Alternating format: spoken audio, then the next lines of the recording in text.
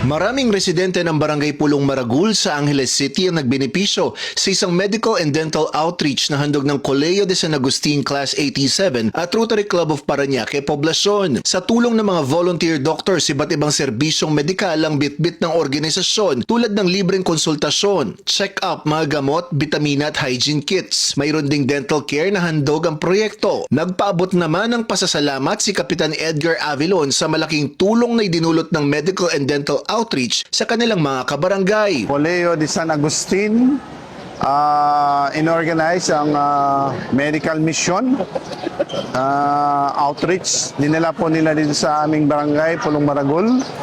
Ang dala po nilang serbisyo dito ay libreng consultation, all ages, bata hanggang matanda.